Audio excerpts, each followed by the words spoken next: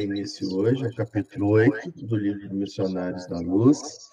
Então, para que a gente possa começar o nosso estudo, primeiramente agradecer a Adriana e a Eliana pela excelente condução do encontro passado, permitir desculpar pela minha ausência, né, no congresso, e aí eu habilitei lá para poder liberar a sala, e eu só conseguia liberar quando chegava a descrição para mim, que tinha pedido para entrar.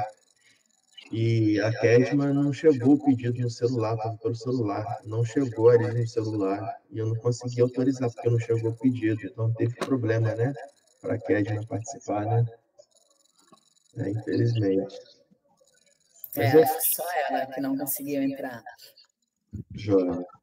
Então tá, então nós vamos começar então o estudo. Vou desativar o som de todos aqui. Então eu convido a Adriana para poder fazer o exórdio no nosso estudo do livro Caminho, Verdade e Vida. O exórdio hoje vai ser o capítulo 159, A Quem Segues. Mas antes disso, falar da frase proposta pela Adriana, da nossa agenda, é a frase que está na data de 16 de novembro, é uma psicografia ditada por Emmanuel, escrita por Chico Xavier no livro Caminho, Verdade e Vida, que é o livro do nosso exórdio. Essa frase está no capítulo 175 desse livro. E a frase é: ninguém permanece abandonado. Os mensageiros socorrem sempre nas estradas mais desertas, né? Então, visto isso, nós convidamos a Adriana, então, para poder fazer a leitura do nosso exórdio. Boa noite a todos. Está na página 333, capítulo 159, A Quem Segues. Traz a seguinte epígrafe: mas vós não aprendestes assim a Cristo. Paulo, em Efésios 4, capítulo 20. Não, capítulo 4, versículo 20. O homem, como é natural, encontrará diversas sugestões no caminho. Não somente do plano material receberá certos alvitres tendentes a desviá-lo das realizações mais nobres. A esfera invisível, imediata ao círculo de suas cogitações, igualmente pode oferecer determinadas perspectivas que se não coadunam com os deveres elevados que a existência implica em si mesma. Na consideração desse problema, os discípulos sinceros compreendem a necessidade de sua centralização em Jesus Cristo. Quando esse imperativo é esquecido, as maiores perturbações podem ocorrer. O aprendiz, menos centralizado nos ensinos do mestre, acredita que pode servir a dois senhores e, por vezes, chega a admitir que é possível atender a todos os desvairamentos dos sentidos, sem prejudicar a paz de sua alma. Justificam-se, para isso, em doutrinas novas, filhas das novidades científicas do século. Valem-se de certos filósofos improvisados que conferem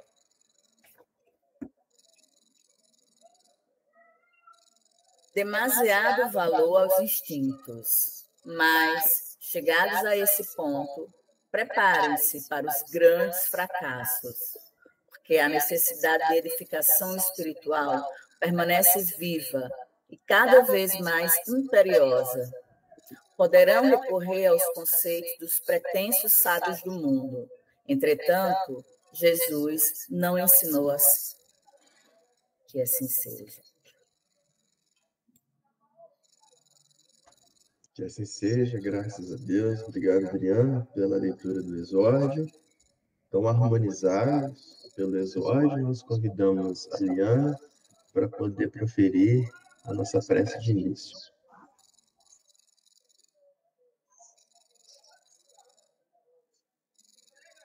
Amado Mestre, pedimos mais uma vez a Tua presença em nosso meio, trazendo tua luz e teus ensinamentos através deste novo capítulo que iniciaremos nesse instante. Possamos abrir os nossos corações e compreender intensamente que a tua palavra nos alimenta e que os nossos irmãos espirituais aqui presentes, tão bem representados, trazem esses ensinamentos que alimentam a nossa alma, o nosso espírito. Que possamos abrir as portas de nosso coração e possamos receber com a certeza de que cada palavra proferida será uma pedra na edificação deste caminho que nos levará a Ti. Agradecemos por mais uma oportunidade de estudo e nos colocamos inteiramente à Tua disposição, Mestre, como alunos sedentos de Teu conhecimento e com a certeza de que deveremos usá-los na construção dessa evolução, dessa escada evolutiva que se nos apresenta à nossa frente. Que façamos desse momento um caminho de luz para todos nós. Que assim seja. Graças a Deus. Que assim seja, graças a Deus. Obrigado, Liana, pela prece de início. Então, nós retomaremos o nosso estudo do livro Missionários da Luz, capítulo 8. Vamos começar agora. Convido a todos para poder participarem do estudo, é um estudo participativo, né? E o estudo é tão melhor quanto maior for a participação nos nossos encontros, né? Então, nós lembramos que a espiritualidade amiga se faz presente no nosso estudo, ao lado de cada um de nós, e muitas das vezes nos traz mensagens, a dúvida que nós temos, nós devemos expor, porque a dúvida também é um meio de aprendizado para nós, né? Então, todas as dúvidas elas devem ser expostas, todas as vontades dos comentários que vêm, eles devem ser expostos, porque isso tudo é a espiritualidade agindo através de nós para que o nosso estudo seja cada vez mais profícuo. Ok? Então, vamos lá. Capítulo 8, no plano dos sonhos. Então, é interessante, né, que no exórdio falou sobre aprendizado, né? E no nosso estudo de hoje a gente vai falar um pouco sobre isso, né? Sobre a importância do aprendizado. Na frase proposta falou sobre que ninguém permanece abandonado. No estudo de hoje também nós vamos estudar que nos sonhos os irmãos espirituais não nos abandonam, eles vêm até nós, nos esclarecendo, nos orientando no nosso caminho, né? Então, mostrando como que é casado, né? As orientações dos irmãos espirituais para o nosso estudo. Então, vamos lá. Capítulo 8, livro Missionários da Luz, no plano dos sonhos. Marcos, só um minutinho, só para fechar seu pensamento. E também a frase, né, que a gente não pode servir a dois senhores, né, que vai casar bem certinho com os irmãos que não puderam comparecer ao centro. Não pode servir a dois senhores. Né? Muito bem lembrado, isso mesmo.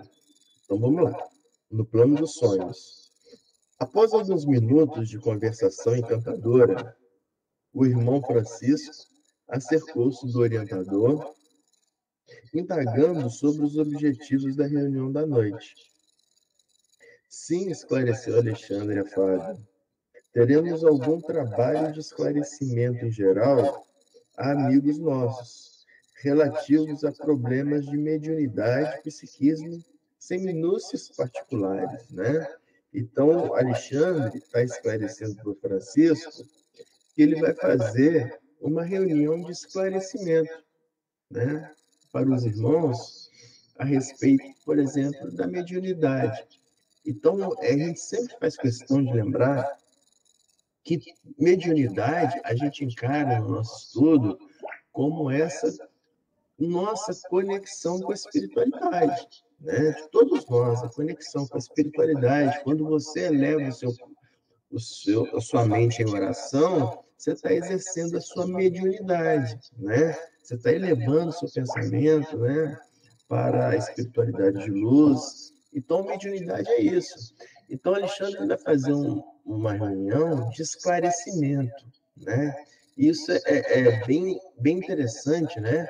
A preocupação dos nossos irmãos espirituais em nos esclarecermos, né? Nos orientarmos. Por isso que ele fala, teremos trabalho de esclarecimento, né?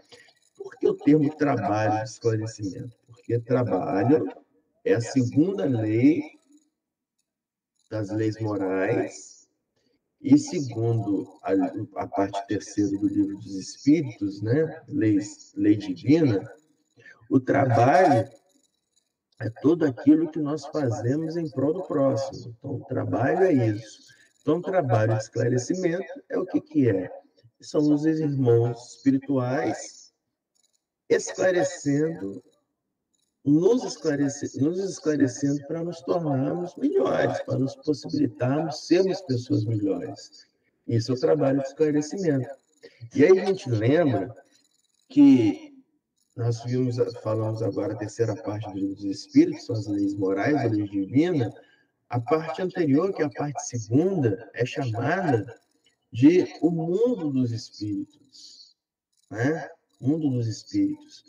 E no capítulo 10 dessa parte segunda, que fala sobre o mundo dos espíritos, o capítulo 10 é intitulado como Ocupações e Missões dos Espíritos.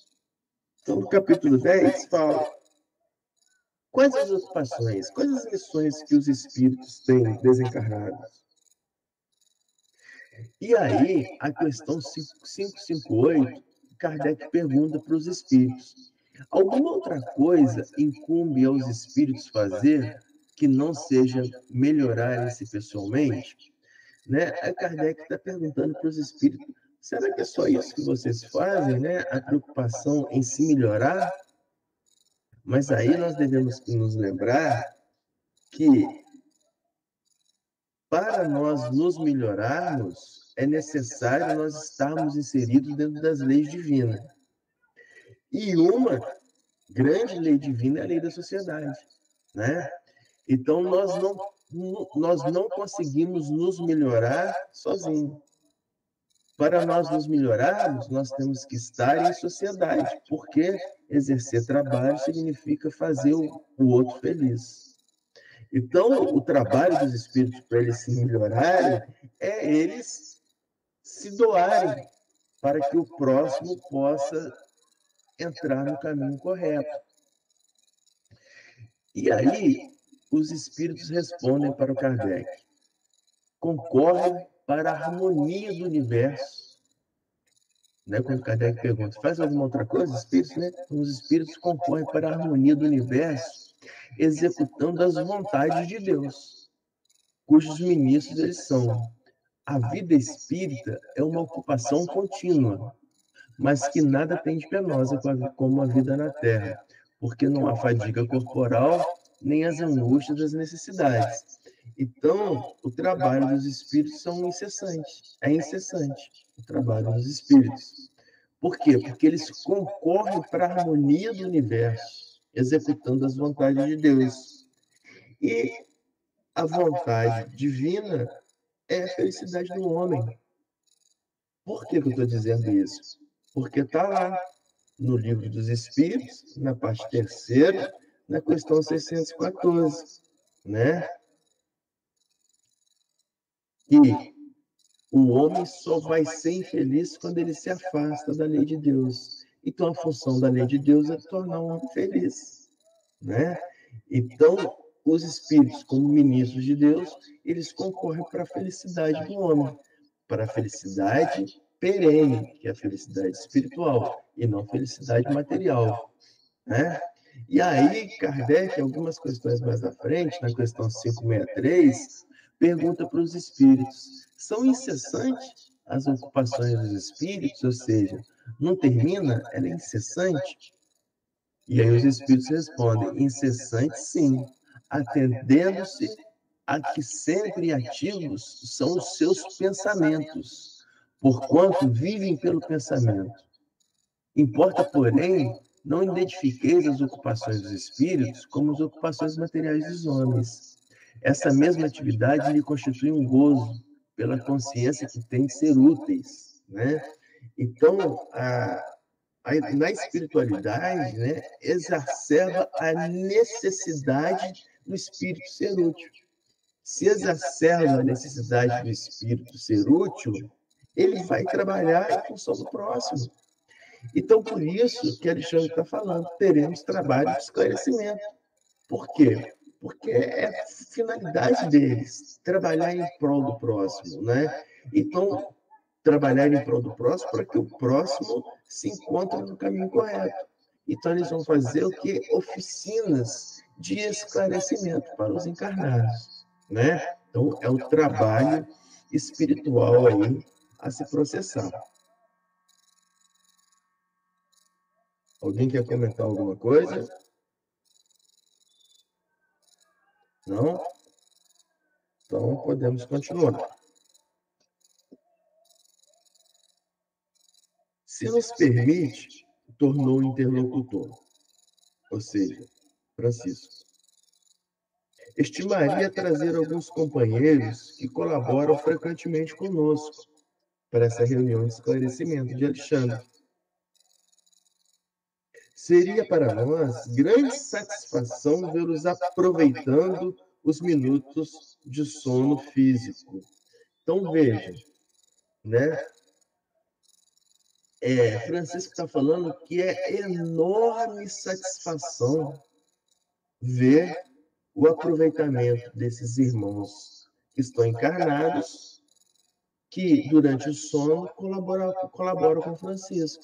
Então, é felicidade para a espiritualidade quando nós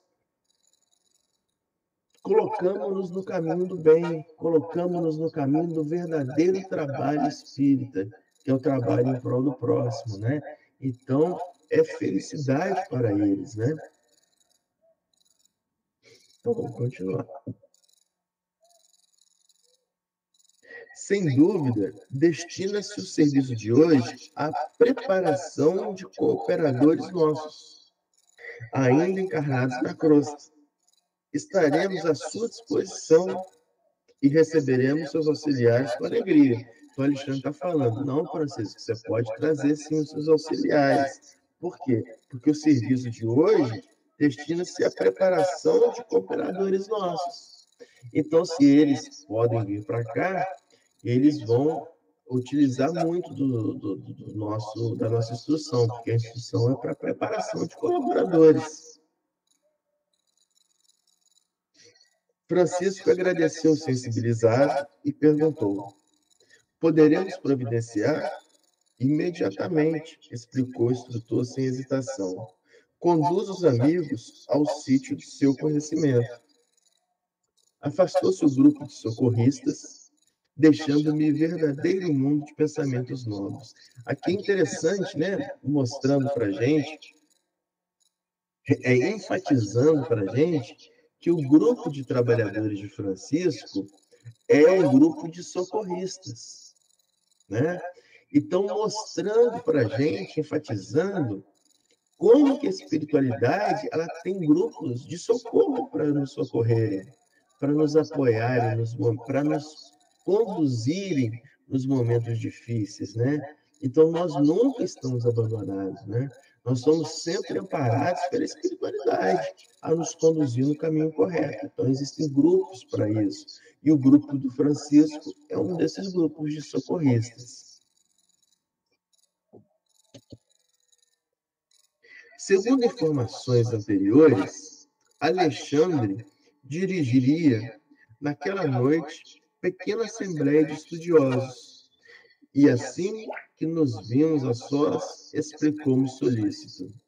Então, Alexandre vai dirigir a assembleia não de curiosos, a assembleia de estudiosos. O que é estudiosos? O que são estudiosos? São aqueles espíritos que querem aprender, né? A vontade já é um pontapé inicial. Alguma coisa, Adriana? Algum comentário? Não. Não? Tá. Ai, Então, desculpe. oi? Desculpe, foi o livro que bateu. Tá. Então, a vontade já é, né, um grande início, né? Albert Einstein, né, no início do século, ele escreveu que eles pesquisavam muito sobre a energia, né? O Einstein, aqui tem a forma da energia, né? É igual a mc ao quadrado, né? Então, Einstein falou o seguinte, que ele conheceu uma energia maior do que as energias por ele conhecidas, que era, quais energias por ele conhecidas? Ele explicava, que era a energia a vapor, a energia elétrica e a energia nuclear. Então, ele continua. A energia que ele conheceu, que é superior a essas, era a vontade. A vontade. Então, a vontade é essa energia interna que a gente pode conduzir, deve conduzir, para nos colocar no caminho da execução de algo, né? Então, para que nós executemos algo, né, primeiro vem a vontade, não é isso? É o que eu quero fazer. Então, esse querer é uma energia dada para a espiritualidade. Esse querer é uma energia que você recebe no culto da espiritualidade. Então, cabe a nós, né, convertermos essa energia potencial, porque existem duas formas de energia, né? Energia potencial e energia cinética. Energia potencial é a energia latente. É aquela energia que nós adquirimos e quando a gente coloca para executar em trabalho, é energia cinética, que é energia de movimento, né? Por isso que cinema, né? Chama cinema. Cine significa movimento, né? Porque o cinema surgiu através do movimento das figurinhas, né? As figurinhas iam se movimentando e formando a imagem. Cinema. Então, a energia cinética é essa energia que você coloca a sua energia potencial para executar trabalho, tá? Então, aí ele falou, então, seria assembleia de estudiosos, essa assembleia daqueles espíritos que têm a vontade de aprenderem, né? Que é essa nossa vontade que nós estamos aqui hoje, né? No nosso grupo. E aí continua, assim que nos vimos a sós, explicou-me solícito. Nosso núcleo de estudantes terrestres já possui certa expressão numérica. No entanto, faltam-lhe determinadas qualidades para funcionar com pleno proveito, né? Então já tinha aqueles que estavam interessados em trabalhar, mas muitos daqueles faltavam qualidades essenciais. Ou seja, é necessário nós desenvolvermos qualidades essenciais para que nós possamos realizar com o maior proveito aquele trabalho que nós nos propomos. Essas qualidades essenciais, elas integram a moral, né? A moral. No Evangelho segundo o Espiritismo, explica muito bem moral, dizendo Kardec para nós que moral é a regra do bem proceder. Então, o conceito de moral tem que estar muito bem claro para a gente. Então, moral é a regra do bem proceder. Ou seja, tudo aquilo que me leva a proceder no caminho do bem faz parte da minha moral. Então, quanto mais avançado moralmente, mais eu caminho mais facilmente no bem, né? Então, isso é moral. Então, faltam-lhe determinadas qualidades essenciais. Então, isso é para a gente, né? Sempre nós temos que estar buscando essas qualidades essenciais ao nosso espírito. Sempre. Como a progressão ela é contínua, sempre vão existir qualidades essenciais a nós para que nós possamos adquiri-las. Sempre. Porque o Cristo falta qualidades essenciais. para o Cristo? Aí eu vou até dizer sim que falta. Vocês me permitem dizer que falta? Por quê? Falando de Jesus. Falando de Jesus. Por que faltam qualidades essenciais de Jesus? Mas isso é muito assim, tem que ser um contexto, tá? Porque se pega essa frase minha assim, o Marco está falando que falta qualidades essenciais de Jesus, pronto. Aí eu sou queimado na fogueira da Inquisição, né? Mas no sentido do quê? Jesus não é o governador do orbe terreno, certo? Certo. Existe uma escala de espíritos crísticos? Existe. Livro Missionários da Luz, né?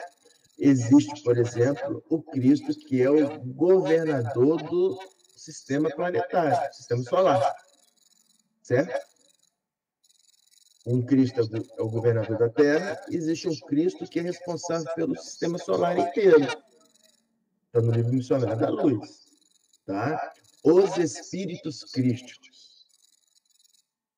Existe um Cristo que é responsável não pelo sistema solar, mas pelo aglomerado de sistemas solares, formando a nuvem cósmica. Existe um Cristo mais evoluído que é responsável por governar a Via Láctea, que é a nossa galáxia. Vocês estão entendendo a ascensão dos espíritos crísticos? Então, não evolui o Cristo? Se evoluem os espíritos crísticos, não é porque eles adquirem qualidades essenciais acima? Então, por isso que fala que a criação ela é constante. Se a criação ela é constante, a evolução ela é constante. A evolução é constante, né? A evolução é constante. Então, o espírito crístico é um espírito puro, mas dentro dos espíritos puros existe uma escada com infinitos degraus. E esses espíritos puros ainda vão percorrendo esses degraus, né? Adquirindo mais qualidades essenciais que os aproximam cada vez mais de Deus. E olha que os espíritos crísticos estão em comunhão indescritível com Deus. Marco, assim, seguindo sua linha de raciocínio, no próprio Evangelho tem passagens, né, que Cristo ele fala, por exemplo, Pai, se tu quiseres, afaste de mim esse cálice. Né? Então, naquele momento, ele teve medo, né? Ele teve medo. Assim, essa passagem ela é muito conflituosa. Tá? Eu acho que eu não vou nem entrar nesse detalhe, não. Ela é muito conflituosa. Né? Quem sabe né? A gente pode conversar nisso, mas ela é muito conflituosa, né? Porque o espírito crístico, Adriana, é um espírito muito elevado, né? Então ele nunca pediria, afaste de mim esse cálice, dessa visão que a gente tem de ele pedindo para afastar essa dor dele, entendeu? Ele não, pelo Cristo que a gente, ele não, né? Então assim a gente tem uma outra, né? Uma outra interpretação dessa frase dele, tá? Outra interpretação. Então assim entendemos o Cristo como um espírito puro, perfeito, né? Como ele está em comunhão indescritível com Deus, a missão de Deus ele está nele, né? Então ele nunca recusaria tal. Então tem, né, um estudo maior a respeito disso daí, dessa passagem aí. Mas voltando para cá, né, para o processo evolutivo. Mas só um minutinho. Mas Cristo, ele sentiu dor, sentiu fome, ou não?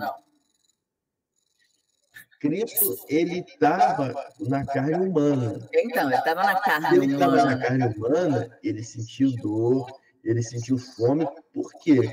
Porque ele sentiu tudo aquilo. E ele se irou também. Lá na sinagoga, ele não teve a ira quando ele disse que... Não. Não? Não é ira aquilo? Mas tem a palavra ira na Bíblia. Nos nossos estudos avançados, isso é uma interpretação equivocada nossa, tá? Tá, entendi. Né? Porque como que um ser espiritual que é amor vai ter ira? Isso não combina com Cristo.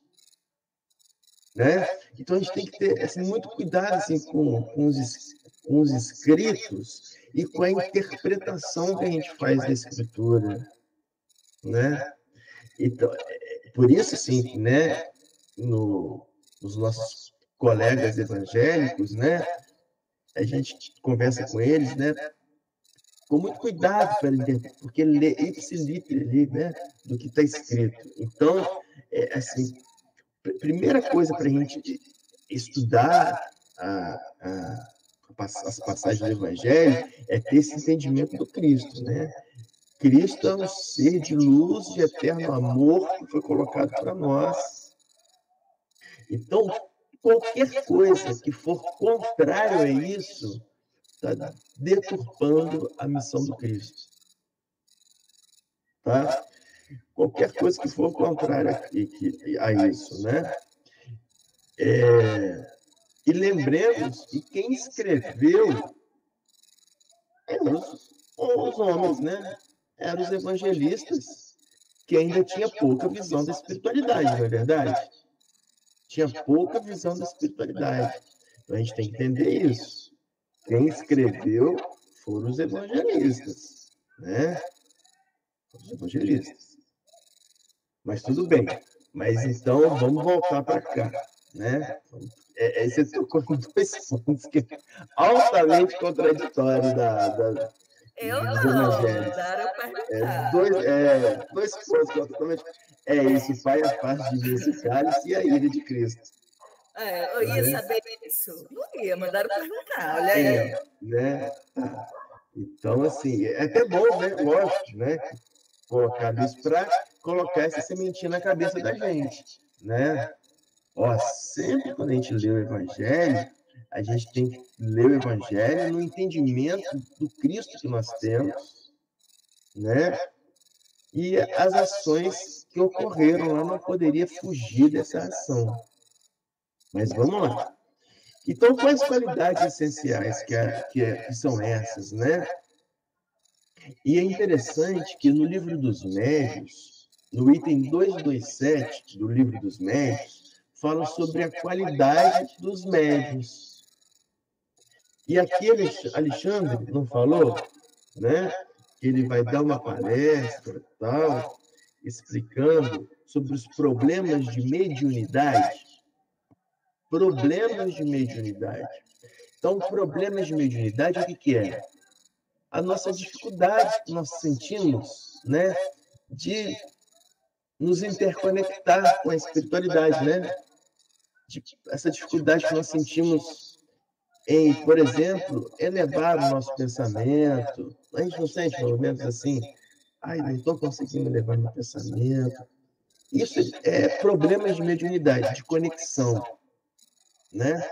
Então, o Kardec, no livro dos Médios, ele falou o seguinte: para a gente sempre procurar batalhar por adquirir essas qualidades, porque em fazendo isso, nós vamos ter muito mais facilidade em nos conectar com a espiritualidade superior. Então, no livro dos Médios, no capítulo 20, chama da influência moral do médium. E aí, Kardec nos fala o seguinte: as qualidades que, de preferência, atraem os bons espíritos são, primeiro, a bondade, né? Então, uma qualidade essencial para a gente, para que a gente possa se melhorar, né, na conexão com a espiritualidade de luz, é trilhar o caminho de ser bom para o próximo, né? Como eu posso ser bom para o próximo, né? Ser bom para o próximo é fazer o bem, né? Então, primeira qualidade que Kardec nos diz no Livro dos Médiuns, capítulo 20, é a bondade. E a segunda qualidade é a benevolência. A benevolência é aquela facilidade em se fazer o bem. Então, veja, bondade é uma coisa e benevolência é outra. Bondade é você fazer o bem. É ser bom para o próximo. Mas né, quando a gente se propõe a fazer algo novo, as primeiras vezes que a gente faz não é difícil? É difícil. A gente faz com dificuldade. Então, bondade, ser bom, é você ter a convicção que você necessita, mas ainda é difícil de se fazer. Né? A gente desprende energia para fazer aquilo. Quanto mais bondade eu vou exercendo, quanto mais bondade, quanto mais pratico a bondade diariamente e diuturnamente, mais fácil é para mim fazer aquilo. E vai se enraizando no meu ser, de forma que eu vou adquirindo a benevolência, que é fazer aquele bem sem me desgastar energeticamente, porque é fácil para mim. Foi incorporado em mim, né? Então, a benevolência é isso, é essa facilidade em nós fazermos o bem, porque nós já aplicamos ali o bem ali muitas vezes, né? Então, é aquele hábito contínuo, né? Então, bondade e a consequência disso é benevolência. Outra qualidade essencial é a simplicidade do coração. Simplicidade do coração é nós termos a alma, porque o coração é nossa alma, né? É nós termos o coração simples. O que é o coração simples? Um coração simples é aquele coração que faz o bem espontaneamente e tem olhar puro, né? O coração simples é você ter o olhar puro, é visualizar o bom do próximo, né? Quanto mais bem eu pratico, eu consigo ver aquele bem no próximo. Vocês já repararam isso? E tem uma frase interessante que diz o seguinte: quanto mais pedra você visualizar, fixar o seu olhar à beira da estrada, maior vai ser o pedregulho que você vai encontrar no seu caminho. Vocês já repararam isso? Se você está passando, se você visualizar em pedra o seu olhar, visualize uma pedra. Você vai, durante o seu percurso, se você for caminhar para frente, você vai visualizar muito mais pedra. Por quê? Porque você fixou aquilo no olhar, na sua alma, né? Você fixou aquilo no coração. Então, você vai captar das cenas todas somente as pedras que tiver no caminho. Ao passo que, se você, por exemplo, preocupar-se em olhar flor, no seu caminho, você não vai enxergar as pedras. Por mais pedras que encontra no seu caminho, você não vai enxergar, você não vai ter olhar para elas, porque seu olhar está direcionado para a flor, né? Então, ter o coração simples, o coração puro, é isso. Você exercer as coisas puras, que é o bem, diariamente, e aí você só vai enxergar coisas puras, né? Só vai enxergar coisas boas na vida. Então, essas qualidades essenciais, que é a bondade, a benevolência. Então, quanto mais benevolência você tiver, mais puro está o seu coração, mais leve, né? Um coração leve, né? Um coração complexo é um coração pesado.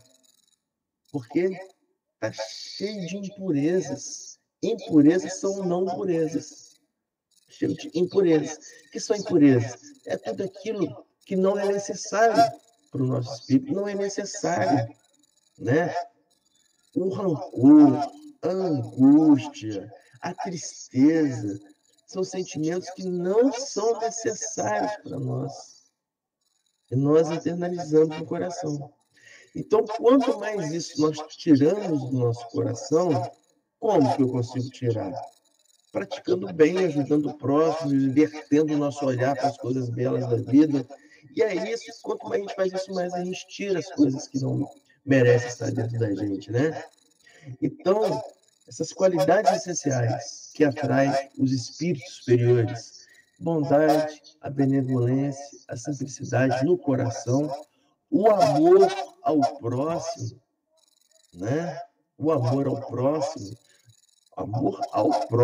não ao aparente, né? Não ao próximo, aquele que está perto de você, independente de quem seja, né? Então, e o desprendimento das coisas materiais, né? Então a gente vê que bondade, benevolência, coração puro não combina com apego ao material, às coisas materiais. Então, quanto mais a gente exercer essas qualidades, mais a gente vai ter o quê? O desapego às coisas materiais, que são supérfluos. Por isso, Mateus capítulo 6, versículo 33, e procurai em primeiro lugar o reino de Deus e a sua justiça, e essas coisas se juntarão a vós, né? Então, procurar em primeiro lugar o reino de Deus é procurar o quê? O seu coração puro, porque o reino de Deus é um coração puro, né? Então, são essas qualidades essenciais que estão no livro dos Médiuns, capítulo 20, no item 227, né? Qualidade dos médiuns, são as nossas qualidades. Pois não. A persistência, eu estava procurando uma palavra melhor, mas eu não consegui lembrar. A persistência poderia ser também uma qualidade positiva do médium, né? Aqui o significado é uma característica daquilo que não desiste fácil, né? Agir com persistência é ser esforçado e focado em seus objetivos, sem se deixar abalar facilmente por quaisquer críticas ou negativas, né? Porque a gente começa com um grupo, com 30 pessoas, e poucos persistem em continuar, porque a gente está aqui, se for cada um contar o que aconteceu para você não estar aqui, né? Então a gente precisa persistir, né? Eu estava vendo, persistência, que tem também a resiliência, né? De você saber, resiliência, como é que seria? É você se moldar aos intempéries da vida, né? Se moldar às situações, às tribulações da vida. Mas eu acho que persistir, sabe? Você tem um foco, você tem um objetivo, e você persiste, insiste, né? Não na teimosia, aquela teimosia ruim, mas assim, eu preciso continuar estudando porque eu preciso persistir, eu preciso ter resistência, né? Resistência de resistir, de ir além. Muito, muito bem colocado, né? Então, a persistência é aquela qualidade que vai permitir transformar bondade em benevolência. A persistência. Só a persistência que permite transformar bondade em benevolência. Porque no bondade é a prática do bem. Né? A prática do bem. A benevolência é quando essa prática já fica fácil. Porque no início, né? Eu vou, igual quando está aprendendo a dirigir, é difícil, você olha o retrovisor, você olha a marcha, e você persiste, até que flui facilmente. Então, como a mediunidade, o que eu vejo, assim, para o desenvolvimento da mediunidade, é a persistência, sabe? Porque tem muita coisa que se tira do caminho o tempo inteiro, e você precisa persistir, porque tem muita coisa para você desistir. Não, mas eu preciso persistir nisso aqui. Aí eu fiquei pensando nessa palavra. Isso mesmo. E esses irmãos, né, que vão ser levados para o estudo, né, de Alexandre, são aqueles irmãos que têm a persistência, né, persistem em querer aprender, porque senão eles não conseguem ser conduzidos, né, para lá. Não conseguem, né? Eles têm outros envolvimentos, né? Então, persistência... O livre-arbítrio também, né? Que não pode interferir no livre-arbítrio da pessoa. Exatamente. Então, persistência é essa força que conduz o seu livre-arbítrio a fazer aquela ação, a tomar aquela ação. Né? Muito bem lembrado. Então, são essas características aí, né? Então, aí por isso que Alexandre fala, faltam-lhes determinadas qualidades essenciais que vocês precisam adquirir, né? Nós necessitamos adquirir. Então, essas qualidades essenciais a gente só adquire com a prática persistente, que a Adriana trouxe para a gente, né? Prática persistente. Ok. Ô, Marcos. Pois não, meu querido Guto? Eu tenho uma visão sobre isso, que a persistência, a insistência, é um começo. Quando você começa a ter a consciência maior, a ter uma espiritualidade maior, esse esforço vai diminuindo, tá? Quando até você atingir um ponto que é tão natural, tá? O ato de exercer a bondade, é tão natural o ato de exercer a caridade, é tão natural o teu convívio espiritual durante o dia, que você diminui esse esforço, não precisa ser tão persistente. Nós temos aí nesse capítulo que 300 e poucas pessoas estavam preparadas para ir à reunião, mas praticamente quase 10% foram. Isso, 10%. Quase 10% foram. A gente pensa o seguinte, essas pessoas estão habilitadas a fazer um desdobramento e serem instruídas no mundo espiritual. Porém, durante o dia, tá, tanta coisa acontece que você, antes de dormir, você está tão carregado, está tão pesado, que você não consegue esse passaporte. Que apesar de você estar habilitado para fazê-lo, tá, você ainda está sendo persistente, né? Uhum. E você não consegue. Aqueles 10%, talvez sejam aquelas pessoas que se preparam para dormir, que oram, ou enfim, não leva a vida do mundo... Se prepararam durante o dia, né, Guto? Não leva a vida do mundo carnal na hora de dormir para a cama. Através de oração, elas conseguem ficar leves. E a mesma coisa ao acordar. Tá? Porque você, quando dorme bem, quando você está em sintonia com a espiritualidade, você dorme bem, você tem bons sonhos, você consegue até lembrar alguma coisa do sonho, que não necessariamente foi uma vivência do desdobramento. Pode ser boas lembranças apenas, mas você fica tão leve, tá? Que é muito mais fácil você participar de um desdobramento do que quando você leva o peso do teu dia para a cama, né? Então, eu entendi o que a Adriana falou, mas eu acho que quanto mais você vai evoluindo, menos vai sendo esse fardo de persistir. Isso. Tá? Quer dizer, é a maneira com que eu vejo essa situação. Tá? É isso mesmo, né? Quanto mais você vai, né, subindo na escala, né, mais facilmente você vai aplicando aquilo. Já está enraizado dentro de você. Por isso que a escala do mundo é assim, né? No mundo de regeneração, existe o mal, mas o bem ele é preponderante sobre o mal, né? Preponderante porque de tanto praticar o bem, ele já prepondera sobre o mal, né?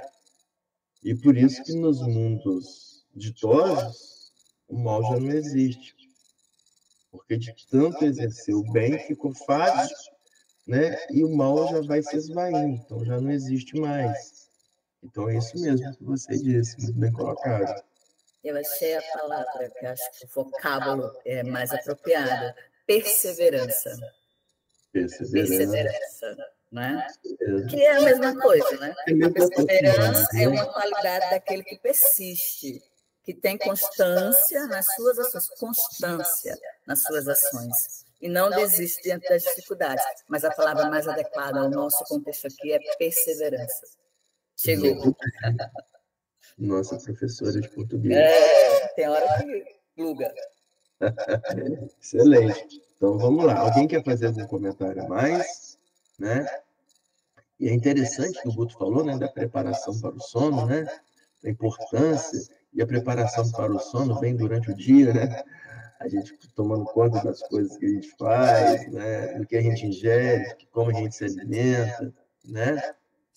E... Pois não, Márcio? Não, acho que houve um pequeno engano aí nas classificações dos mundos que você deu. Pode falar para a gente, Márcio. Porque o de regeneração é uma espécie de mundo de descanso, tá? Entre a... Como é que é o termo? É que eu ainda não estou podendo ler tão pequenininho.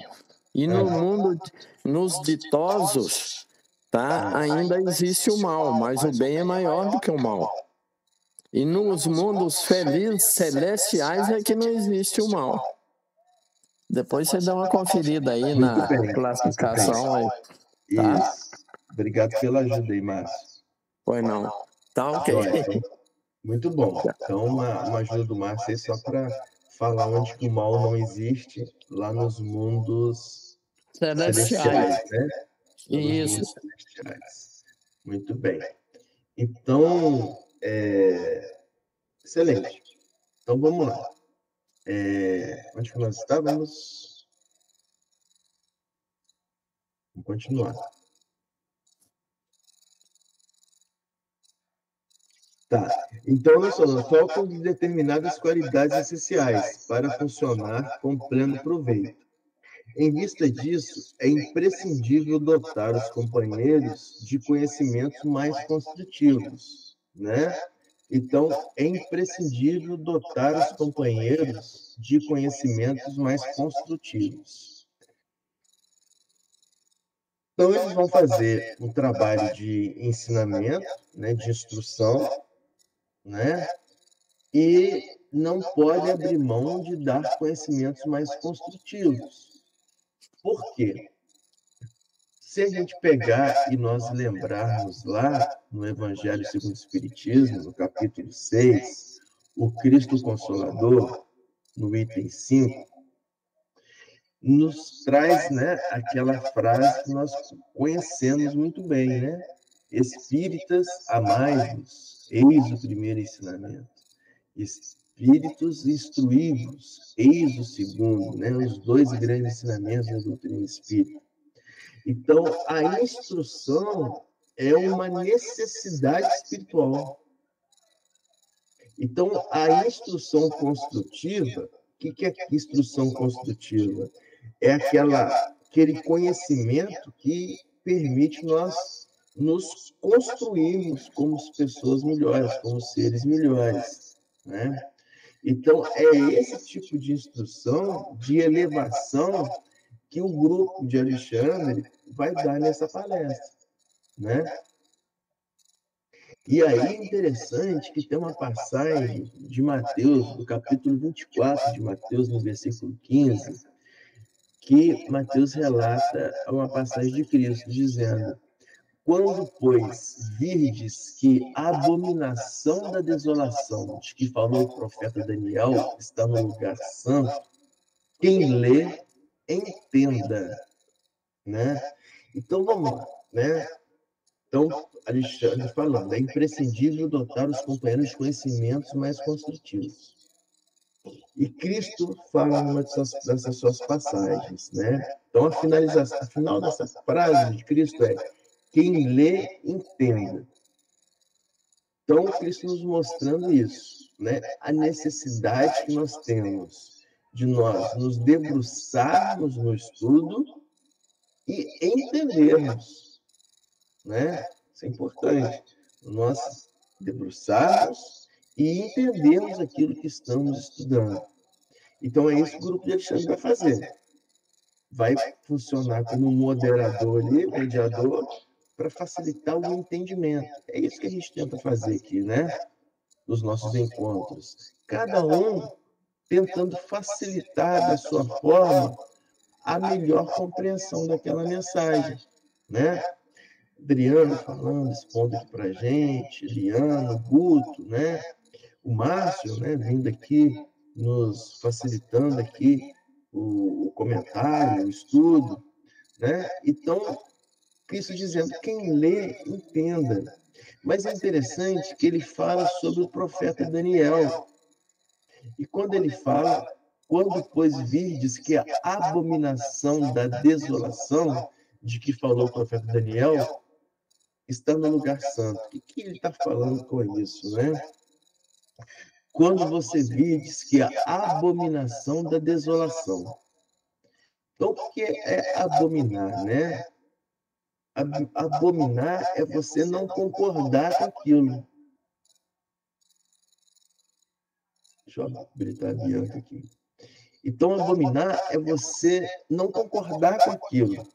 Então, quando Cristo fala em Mateus 20, versículo 24, versículo 15, quando, pois, virdes que a abominação da desolação, né, de que falou o profeta Daniel, está em lugar santo, ou seja, a desolação está em um lugar santo, ou seja, quando você compreender que não combina que a desolação esteja no lugar santo, então, o que Daniel estava falando, né? O profeta Daniel? Ele estava fazendo a profecia, e a Adriana até falou sobre a ira, né? Sobre a ira do ensinamento do Cristo lá. E isso está no templo, né? Está no templo. Por quê? E é interessante, Adriana, que está casada aqui sem saber que você fez esse comentário, né? No templo, por quê? Porque quando visualiza que está a profanação do templo, profanação do templo, que o templo é um lugar. Então é isso que Cristo está falando, né? Que o templo é um lugar sagrado, né? E quando verifica-se, né, que está se profanando o templo, abominar o que é, você não concordar com isso. Então Daniel previu isso. É um profeta, fez essa profecia, né? Que iria se verificar que o lugar santo seria profanado. Mas essa passagem está falando do quê? Do nosso mundo espiritual, do nosso coração. Do nosso coração. Quando nós visualizarmos que o nosso coração ele está profanado, o que é isso? Contaminado com coisas que são inúteis, que não pertencem ao reino de Deus, né? Se fazer o reino de Deus, que é a bondade, a benevolência, né? A persistência em coisas boas. E quando nós voltarmos a atenção e verificarmos que tem tristeza no nosso coração, quando nós verificarmos que tem mágoa, que tem angústias, que são sentimentos que não fazem parte do reino de Deus, que é nosso coração. E é isso que está falando Cristo, né? Quando nós verificarmos que tem isso, e nós não concordarmos com isso, aí nós estamos no caminho certo.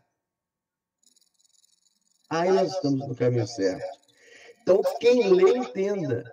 Então, quanto mais a gente se instruir, quanto mais a gente buscar esses conhecimentos, mais fácil vai ser esse entendimento.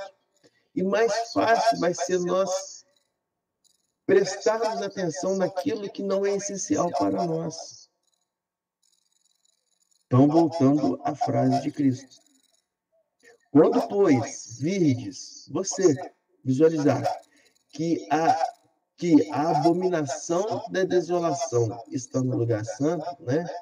Ou seja, que nós abominarmos essa desolação que está no lugar santo, nós estaremos no caminho do bem e do entendimento. Quem lê, entende, ou seja, nós estaremos entendendo aquilo que ele trouxe para a gente de instrução, né? Então, por isso que Alexandre fala, é imprescindível dotar os companheiros de conhecimentos mais construtivos. Por quê? Porque sem esses conhecimentos mais construtivos, nós não conseguimos olhar para dentro e visualizarmos aquilo que nos agride, aquilo que nós temos que tirar de dentro de nós para que nós possamos ser pessoas melhores e possamos ser pessoas felizes, pessoas mais felizes, né? Alguém quer fazer algum comentário? Não? Então vamos continuar. E como julgar-se útil fornecer-me informações pessoais destinadas à minha própria elucidação, acrescentou gentilmente. Então, gente, nós estamos, para quem entrou agora, tá? Nós estamos no capítulo 8, tá? No verso da primeira folha do capítulo 8, tá? Então, nós estamos aqui no primeiro, segundo, terceiro, quarto, quinto, sexto, sétimo, oitavo, nono, 10º parágrafo. Tá? Aí o 11º. E como julgar-se útil fornecer-me informações pessoais destinadas à minha própria elucidação, acrescentou gentilmente. Então, veja que Alexandre está falando que vai ter uma palestra, uma instrução de esclarecimento, e o próprio André Luiz está precisando de esclarecimento. Então, Alexandre está aproveitando aquele momento para também esclarecer André Luiz, né? O próprio André Luiz falando, e como julgar-se útil fornecer-me informações pessoais destinadas à minha própria elucidação, acrescentando gentilmente, atendendo às injustiças dessa ordem, estabeleci um curso de esclarecimento metódico. Método, né? Tudo na vida da gente requer método, gente. Tudo. O estudo requer método, né? Eu falo quando eu dou aula, né? É muito fácil você querer ter êxito na aprovação, por exemplo, de um concurso. Basta você ter método e ter a persistência naquele método, né, Adriano? Método. Colocar no papel. Vou fazer assim, escreve a metodologia. Então, Alexandre está falando isso. Estabeleci um curso de esclarecimento metódico, né? Um método. Como eles podem fazer isso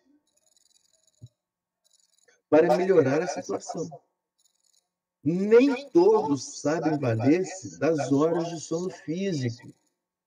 Então, aí, o Guto, o comentário do Guto, pegando esse gancho aí, né? E Alexandre falando, nem todos sabem valer-se das horas de sono físico. E aí, a gente lembra, né, que o capítulo, quem que é? É o Antônio, né, que era o filho de Justina, que está prestes para ter um aneurisma cerebral, uma esclerose que ele tem no cérebro, né? Uma esclerose que ele tem no cérebro. Então, ele está prestes a romper aquela artéria comprometida no cérebro. Por que ele adquiriu aquilo? Devido aos excessos cometidos na vida, às irregularidades que ele cometia, aquela situação do dia vivenciada que ele levava para a noite na cama e ficava repercutindo aquilo na noite. Ao invés dele ter o sono reparador, ele ficava repercutindo as coisas desagradáveis do dia, né? Então, esse início fala disso, né? De um personagem que leva, né, as conturbações do dia para a cama à noite. Muitas das vezes nós fazemos isso, né? Muitas das vezes nós fazemos isso. Levamos as conturbações do dia para a cama. E ficamos regurgitando aquelas coisas ruins que nós vivenciamos no dia. Enquanto nós devemos agora ter o entendimento que o Guto nos falou, né? Nós nos prepararmos para a noite durante o dia. Não é que nós vamos deixar de vivenciar coisas desagradáveis, porque fazem parte da nossa vida. Mas é que nós não devemos fazer com que essas coisas desagradáveis nós as acumulemos no coração para levarmos para a nossa cama à noite. Né? E isso é uma prática diária. Entendemos que o que nós estamos passando durante o dia, nós devemos, né, passar, fazer melhor que possamos fazer, mas que devemos deixar as coisas ruins para trás e nos concentrarmos no preparo da noite. Então, nem todos sabem valer-se das horas do sono físico.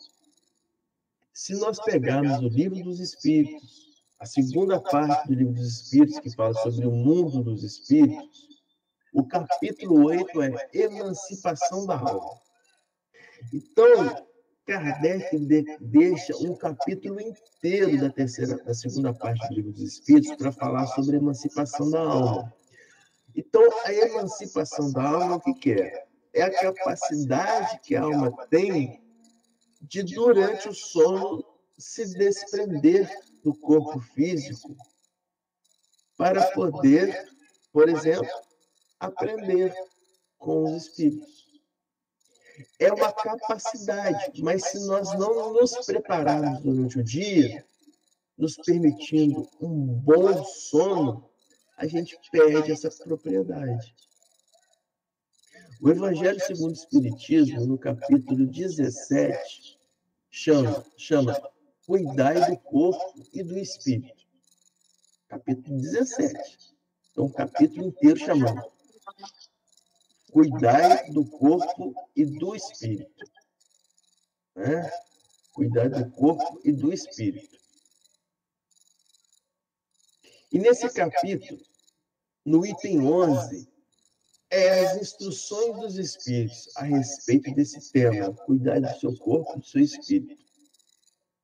E aí, no item 11, quem vem é um espírito que se intitula como Georges. E o codinome dele é um espírito protetor. Então, esse espírito protetor, nesse item 11 do capítulo 12, 17 do Evangelho segundo o Espiritismo, fala para a gente o seguinte: amai, pois, a vossa alma, porém, cuidai igualmente do vosso corpo, que é instrumento daquela. Então, se à noite, no momento do sono, temos o momento, a capacidade de exercermos a emancipação da alma, né? Para que nós possamos trabalhar a nossa alma à noite, nós precisamos de cuidar do nosso corpo durante o dia. Então, cuidar do nosso corpo durante o dia é cuidar daquilo que nós ingerimos, cuidar daquilo que nós permitimos que entre em nosso coração, né, para que nós não levemos para a noite.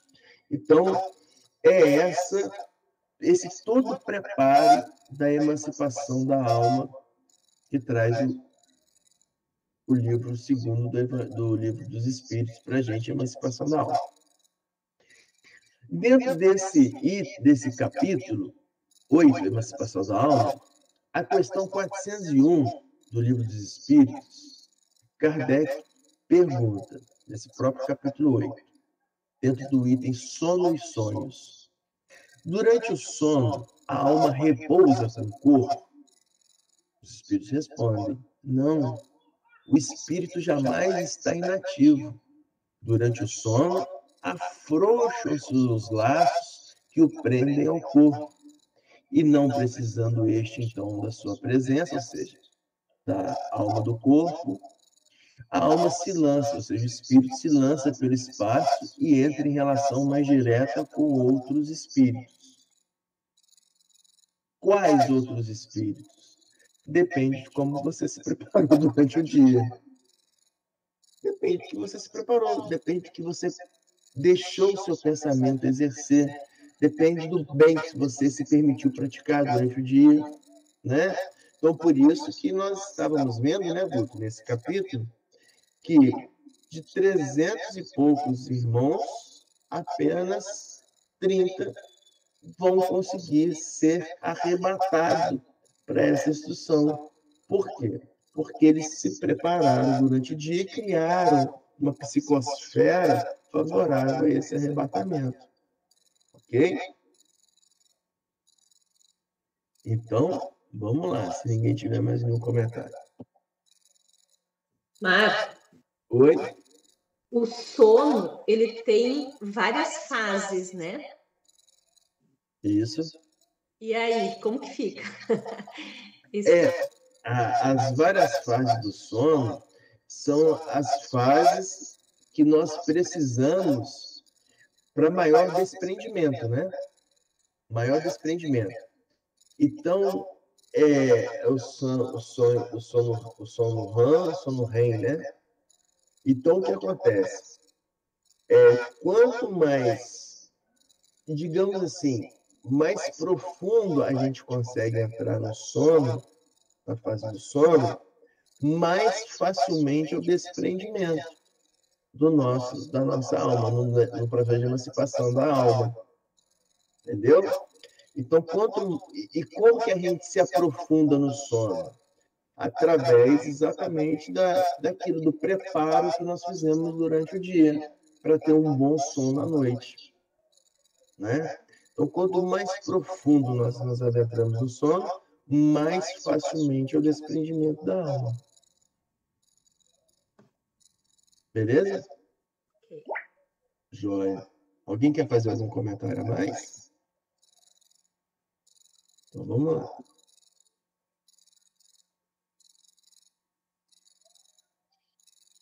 Atendendo às instruções dessa ordem, estabelecer um curso de esclarecimento metódico para melhorar a situação. Nem todos sabem valer-se das horas do sono físico. Para o incentivo de semelhantes aquisições, mas se alguns labradores mais corajosos não se dispuserem a cultivar algumas sementes, a fim de iniciar-se mais tarde a cultura intensiva, jamais a comunidade ruralista alcançará a lavoura farta. E sorridente acentuou: contamos em nosso centro de estudo com um número superior a 300 associados. No entanto, apenas 32 conseguem romper as teias inferiores das mais baixas sensações fisiológicas para assimilar nossas lições. Ou seja, é aquilo que nós falamos, né, do preparo durante o dia, né? Nos concentrarmos em atividades que nos elevam, né? Alimentar bem, né? Se hidratar bem também faz parte, porque nós precisamos da boa hidratação para melhor performance do nosso corpo. Centrar a nossa visão em coisas que são boas, não que nós não observaremos as coisas desagradáveis, mas nós centrarmos a visão significa querer colocar para dentro de mim aquilo que é bom. O que é ruim eu deixo passar. O que é bom eu internalizo. Né? E aí, fazendo isso durante o dia, nós, à noite, estaremos numa psicosfera favorável para esse processo de emancipação da alma, favorável à instrução espiritual, ao aprendizado na espiritualidade superior.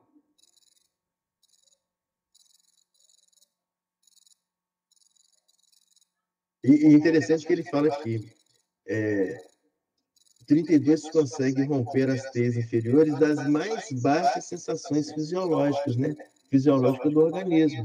Então, por exemplo, se a gente tem uma alimentação pesada, uma alimentação, né, ruim, a gente vai ter uma fisiologia comprometida, que vai também estar comprometendo o nosso sono. E noites se verificam em que, mesmo algum desses quebra os compromissos assumidos. Então, e noites se verifica em que mesmo algum desses quebra os compromissos assumidos. Né? Desses 32 que conseguem ter essa persistência, alguns deles ainda desviam durante o dia, né? Atendendo às seduções comuns, reduzindo-se ainda mais a frequência geral, né? Reduzindo ainda mais o número daqueles trabalhadores da última hora para o aprendizado ali da espiritualidade. Em compensação, de vez em quando há o comparecimento fortuito de outros companheiros, como ocorre nesta noite, em face da lembrança do irmão Francisco, que nos trará alguns amigos. Então, ele está falando assim, em compensação, quando alguns que são assíduos faltam, vêm outros conduzidos pela espiritualidade que completa o grupo, né? Completa o grupo. É assim que acontece, né? No nosso próprio grupo de estudo, né? Que a gente precisa de todos presentes para nos facilitar, nos trazer os comentários, né? Sempre vem pessoas para nos ajudar. E os irmãos que comparecem, indaguei curioso, conservam a recordação integral dos serviços partilhados, né? Então ele está perguntando, esses irmãos que chegam para o estudo, né? Eles vão conservar a recordação integral dos serviços partilhados?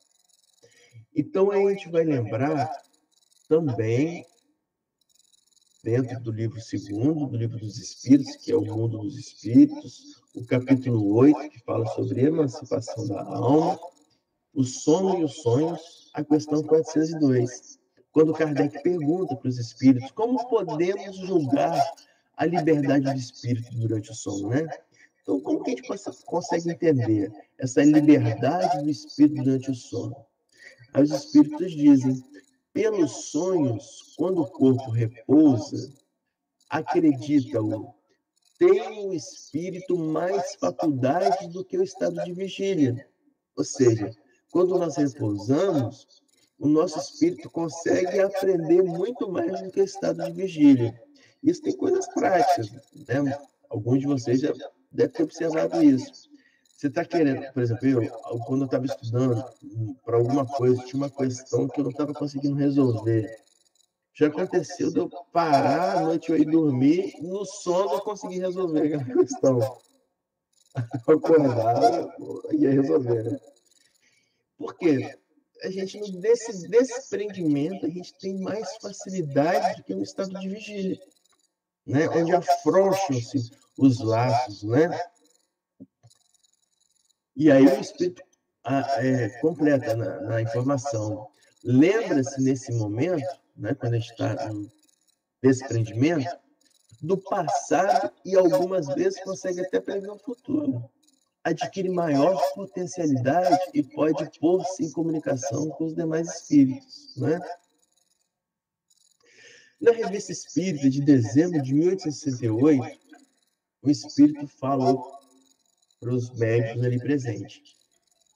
O sono liberta inteiramente a alma do corpo. Liberta. Quando dormimos, ficamos momentaneamente no estado em que, de maneira definitiva, nos encontraremos depois da morte. Então, olha só, interessante, né? Então, quando a gente dormimos, é mais ou menos a sensação que o nosso espírito experimenta quando ele está na erraticidade, ou seja, após a morte.